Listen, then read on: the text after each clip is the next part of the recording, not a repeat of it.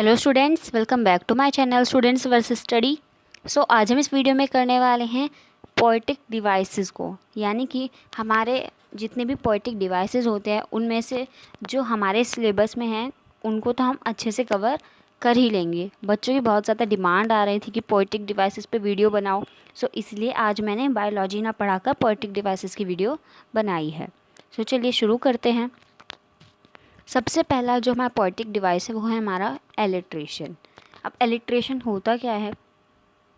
Alliteration जो है वो हमारा एक ऐसा पोएटिक डिवाइस है जिसमें सेम लेटर से शुरू होने वाले जितने भी वर्ड्स होते हैं वो एक साथ देखने को मिलते हैं। यानी कि अलग अलग नहीं कि ऐसे बीच में कुछ आ गया या और एक शुरू में एक लास्ट में, अलग अलग नहीं। जब हम साथ में देखें सेम लेटर से शुरू होने वाले वर्ड्स को, फॉर एग्ज़ाम्पल हमारी बुक की पोएम का है एंड सेव्ड सम पार्ट। ये हमारा डस्ट ऑफ स्नो की लाइन है, एंड सेव्ड सम पार्ट। अब इसमें जो है हम देखेंगे कि सेव्ड और सम दोनों ही हमारा एस से शुरू हुए हैं। सो ये जो है हमारा एलिट्रेशन कहलाएगा, क्योंकि इसमें हमारे सेम लेटर से शुरू होने वाले जो वर्ड्स हैं वो उन्हें हमने एक साथ रखा हुआ है आगे पीछे करके। और सेकंड एग्जांपल हम ले सकते हैं I hold with those who favour fire. जो ये लाइन जो हमारी फायर एंड आइस वाली पोएम की है, और यहाँ पर हमें देखने को मिलेगा कि जो फेवर और फायर है दोनों ही हमारे एफ से शुरू हो रहे हैं और दोनों आगे पीछे यानी एक साथ लिखे गए हैं। सो इसीलिए ये हमारा एलिट्रेशन होगा। अब सेकंड पोएटिक डिवाइस है हमारा एनाफोरा। यानी कि अब एनाफोरा जो है हमारा एक ऐसा पोएटिक डिवाइस है जिसमें कोई भी वर्ड या फिर कोई भी फ्रेज़ जो है अलग अलग लाइंस में सेम जगह पर रिपीट होता है। यानी कि अलग अलग लाइंस में सेम जगह का मतलब लाइंस तो अलग अलग होंगी, लेकिन जगह अगर पहली लाइन में जो वर्ड था वो शुरू में था तो वो बाद में भी शुरू में हो, अगर ऐसा होता है तो वो एनाफोरा कहलाएगा। अब वो एक वर्ड भी हो सकता है या फिर पूरा का पूरा फ्रेज़ भी रिपीट हो सकता है नेक्स्ट लाइन में at the same place. For example हमारा फायर एंड आइस वाली पोएम का है some say the world will end in fire and some say in ice. अब यहाँ पर हमें सम से जो है सेम है और सेम प्लेस पर है। सो ये था हमारा एनाफोरा का एग्जाम्पल। थर्ड पोएटिक डिवाइस हमारा एसोनेंस। एसोनेंस जो है हमारा एक ऐसा पोएटिक डिवाइस है जिसमें हमें जो है वोवल साउंड आती है। मतलब कि जब हम 3-4 वर्ड्स को जो है एक इस तरह से हमें आवाज़ आती है कि ऐसा लग रहा है कि उसमें एक ही वोवल की साउंड आ रही है, या फिर हम कह सकते हैं एक ही मात्रा की साउंड आ रही है हिंदी में बोले तो।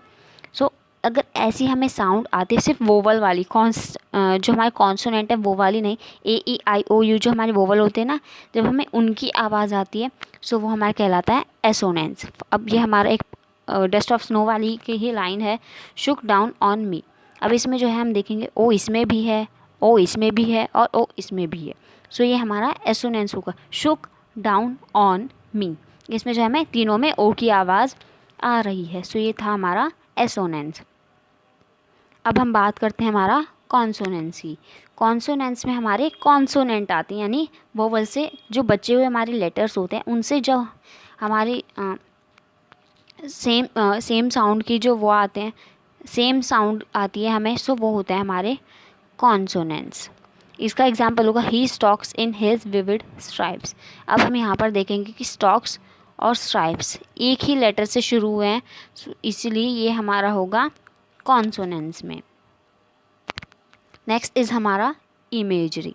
इमेजरी में जो है अपने दिमाग में किसी चीज़ की इमेज बना लेना या किसी चीज़ को इमेजिन करना, वही है हमारा इमेजरी। फॉर एग्ज़ाम्पल हमारा some say that ice is also great. अब इसमें जो है आइस जो है वो खुद में आइस है ही नहीं, आइस तो हेटर्ड है ना। हमने पोएम में पढ़ा था जब मैंने आपको डिटेल एक्सप्लेनेशन दिया था कि आइस जो है तो हेटर्ड का सिंबल है, तो वो आइस खुद में तो है ही नहीं, आइस को तो हमने हेटर्ड करके इमेजिन किया है ना। तो सबसे पहली बात तो यही हमारी इमेजरी हो गई।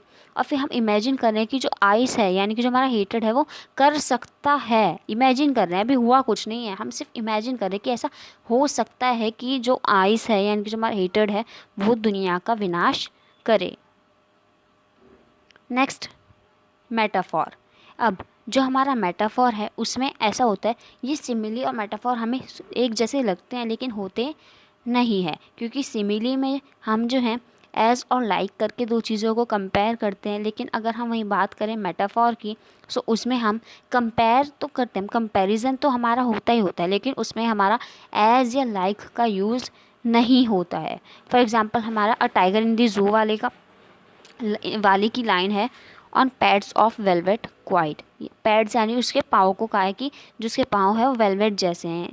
तो अब यहाँ पे जो उसके पाँव है उसको हमने वेलवेट से कंपेयर किया, ना हमने एज लगाया ना हमने लाइक लगाया, सो इसीलिए ये हमारा आ रहा है मेटाफॉर में। एक बार फिर से बता देती हूँ, मेटाफॉर जो है एक ऐसा पोएटिक डिवाइस है जिसमें हम कंपैरिजन करते हैं, किसी भी एक चीज़ की तुलना करते हैं किसी और चीज़ से, लेकिन हम उसमें एज या लाइक का यूज़ नहीं करते हैं।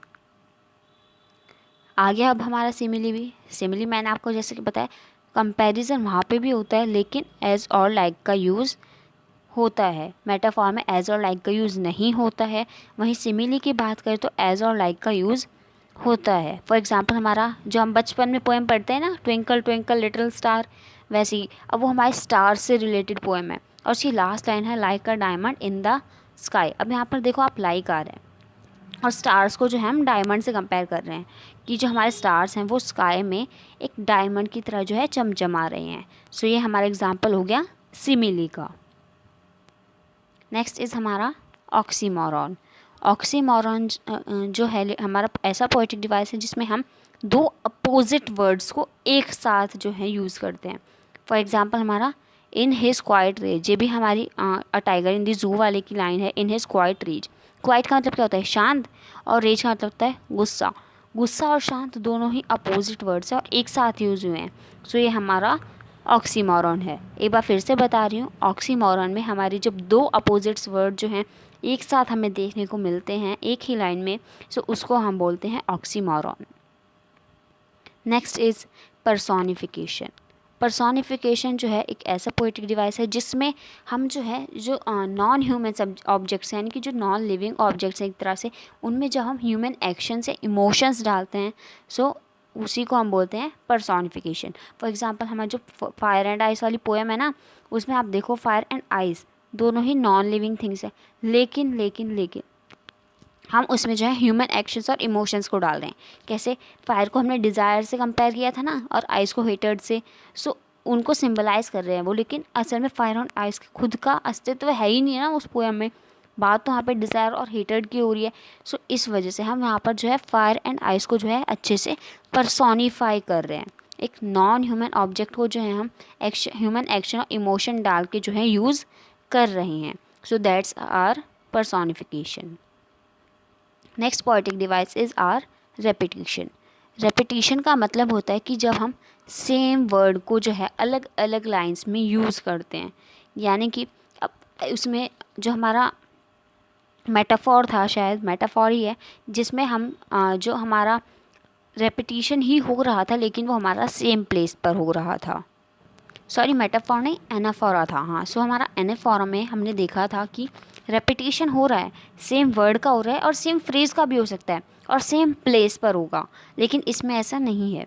इसमें प्लेस जो है मतलब एक लाइन में एक ही बार आएगा, लेकिन अलग अलग जगह भी हो सकती है कि फॉर एग्जांपल हमारा फर्स्ट लाइन में फर्स्ट प्लेस पर आ गया, सेकंड लाइन में हमारा बीच में आ गया, थर्ड में हमारा लास्ट में आ गया, फिर से हमारा बीच में आ गया। सो इस तरह से हमारा हो सकता है हमारे रेपिटिशन वाले में।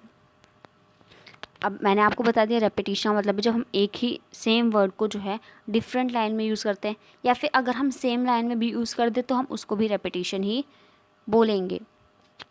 फॉर एग्जांपल हमारा दी बॉल पोएम का दी बॉल पोएम की लाइन्स है हमारी, what is the boy now who has lost his ball, what is he to do, I saw it go. अब यहाँ पर जो हमारा वॉट है वो यहाँ पर भी यूज़ हो रहा है, यहाँ पर भी यूज़ हो रहा है और यहाँ पे भी यूज़ हो रहा है। सो एक सिंगल लाइन में भी हमारा दो बार वॉट देखने को मिल रहा है और इससे पहले वाला लाइन में हमारा एक बार वॉट आ रहा है। So that's our repetition. So I hope कि आपके सारे पोएटिक डिवाइसेस अच्छे से क्लियर हो गए होंगे। Thanks for watching.